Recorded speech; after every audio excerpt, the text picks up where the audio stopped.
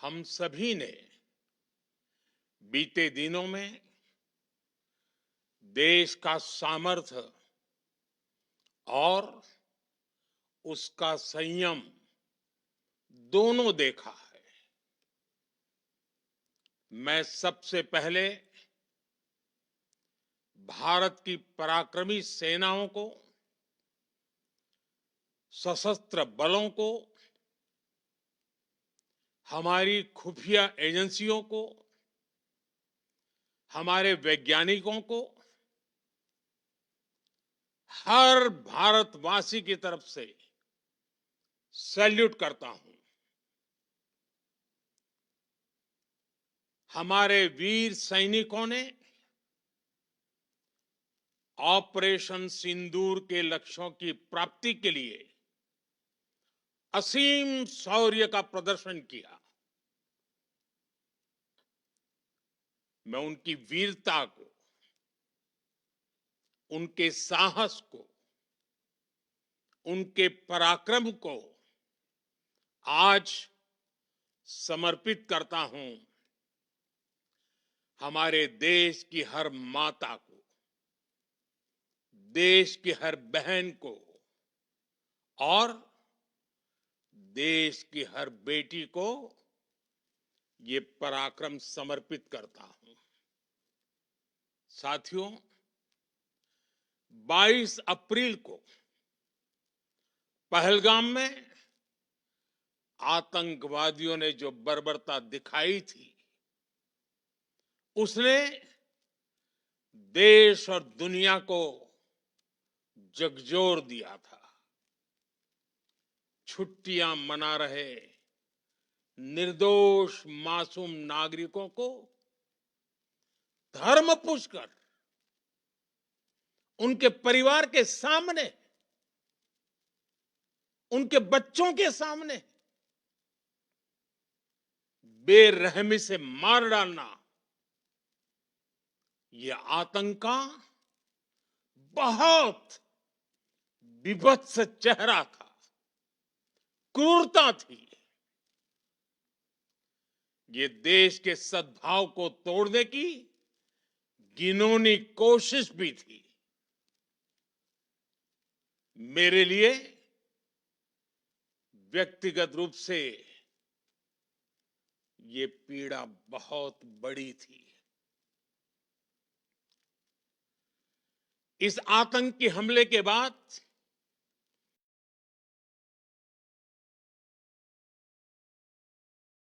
सारा राष्ट्र, हर नागरिक, हर समाज, हर वर्ग, हर राजनीतिक दल एक स्वर में आतंक के खिलाफ कड़ी कार्रवाई के लिए उठ खड़ा हुआ। हमने आतंकवादियों को मिट्टी में मिलाने के लिए भारत की सेनाओं को पूरी छूट दे दी और आज हर आतंकी, आतंक का हर संगठन जान चुका है कि हमारी बहनों बेटियों के माथे से सिंदूर हटाने का अंजाम क्या होता है। साथियों, ऑपरेशन सिंदूर ये सिर्फ नाम नहीं है,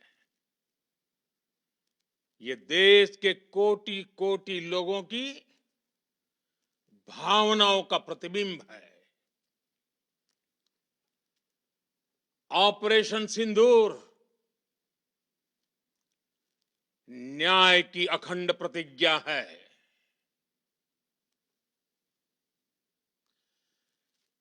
6 मई की देर रात, 7 मई की सुबह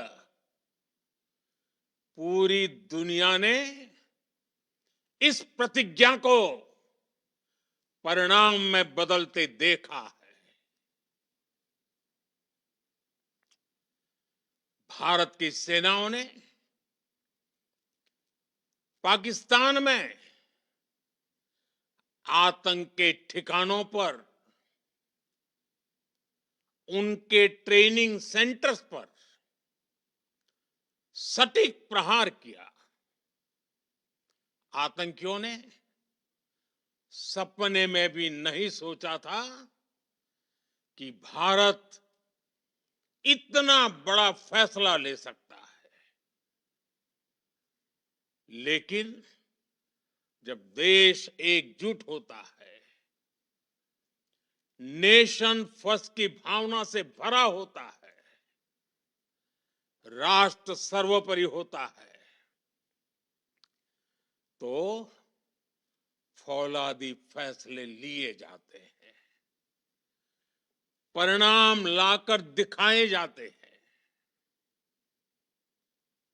जब पाकिस्तान में आतंक के अड्डों पर भारत की मिसाइलों ने हमला बोला, भारत के ड्रोन्स ने हमला बोला, तो आतंकी संगठनों की इमारतें नहीं, बल्कि उनका हौसला भी थर्रा गया। बहावलपुर और मुरिद के जैसे आतंकी ठिकाने एक प्रकार से ग्लोबल टेररिज्म की यूनिवर्सिटीज रही है।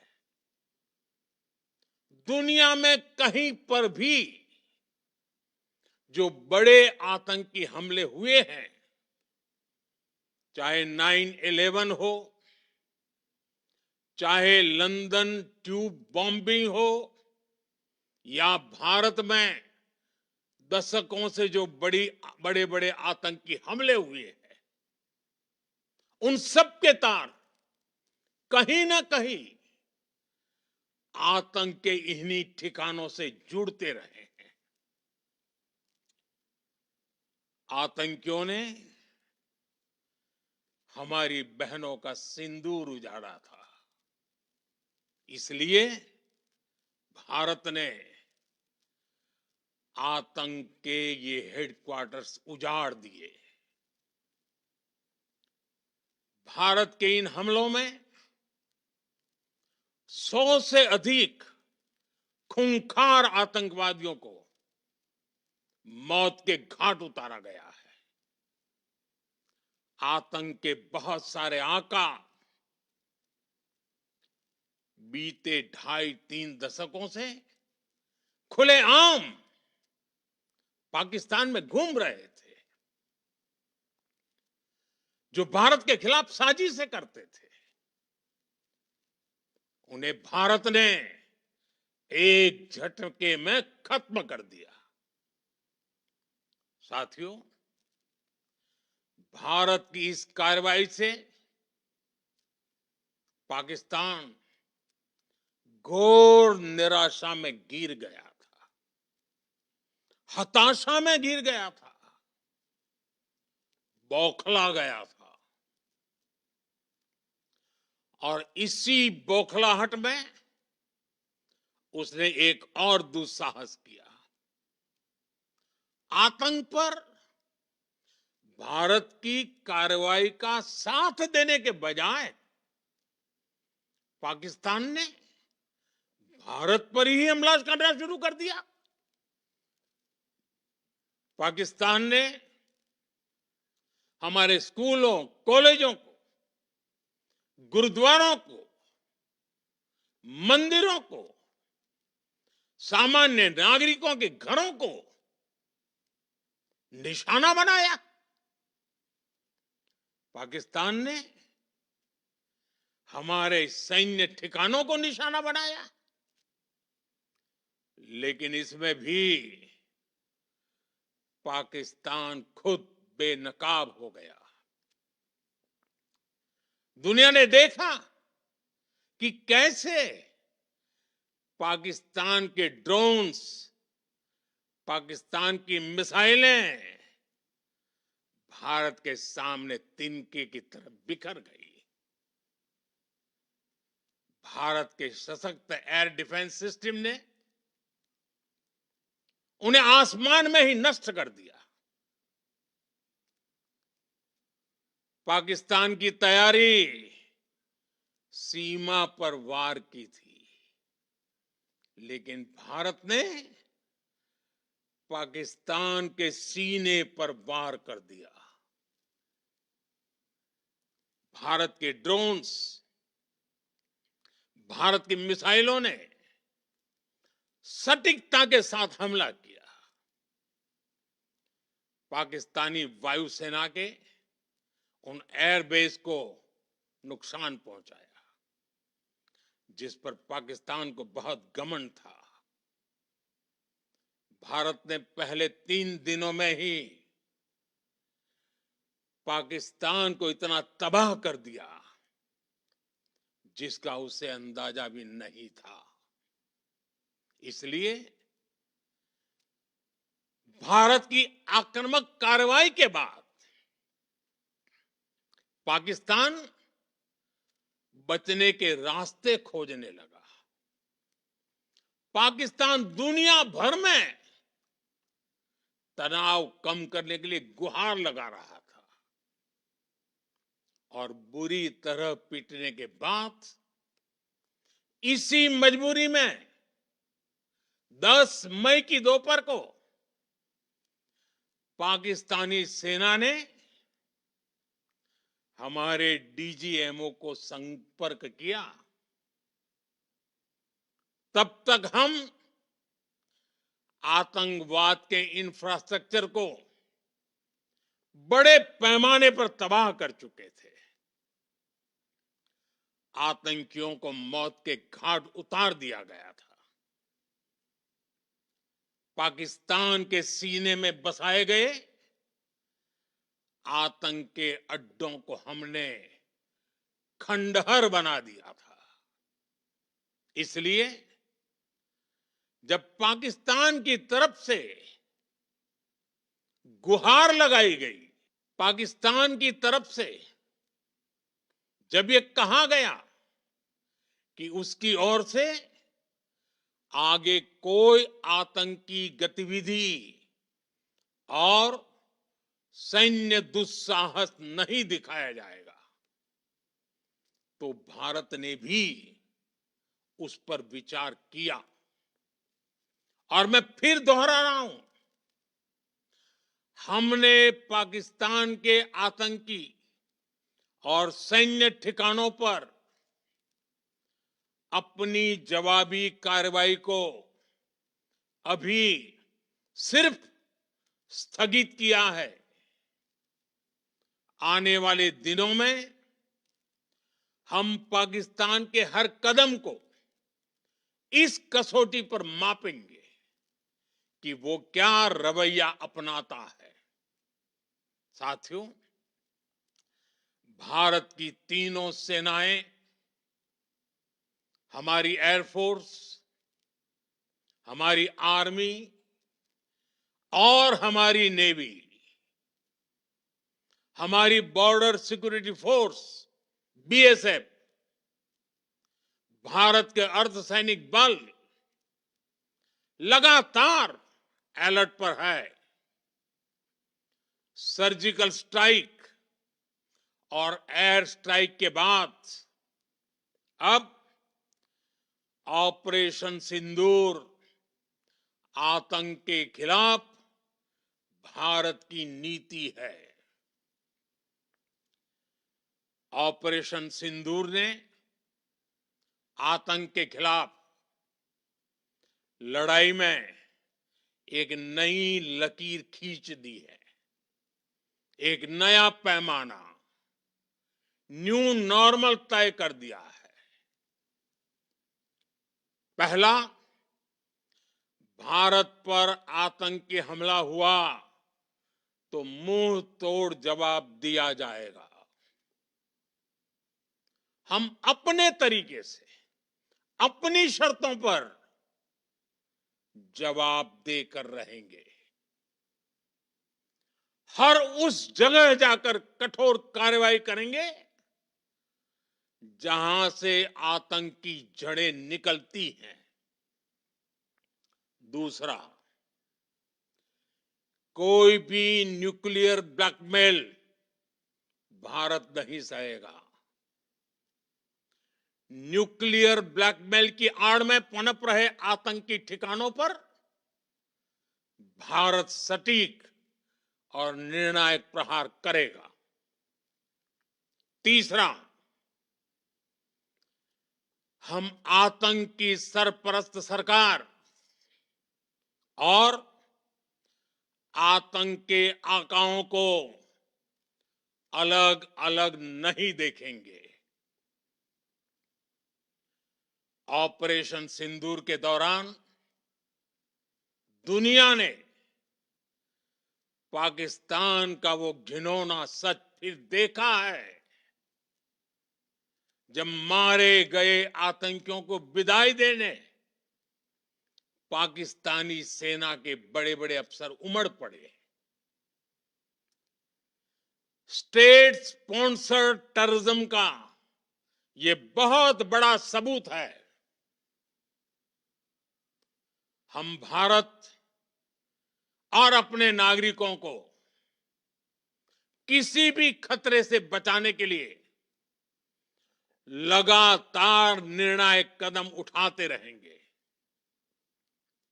साथियों, युद्ध के मैदान पर हमने हर बार पाकिस्तान को धूल चटाई है और इस बार ऑपरेशन सिंदूर ने नया आयाम जोड़ा है। हमने रेगिस्तानों और पहाड़ों में अपनी क्षमता का शानदार प्रदर्शन किया और साथ ही न्यू एज वॉरफेयर में भी अपनी श्रेष्ठता सिद्ध की। इस ऑपरेशन के दौरान हमारे मेड इन इंडिया हथियारों की प्रामाणिकता सिद्ध हुई।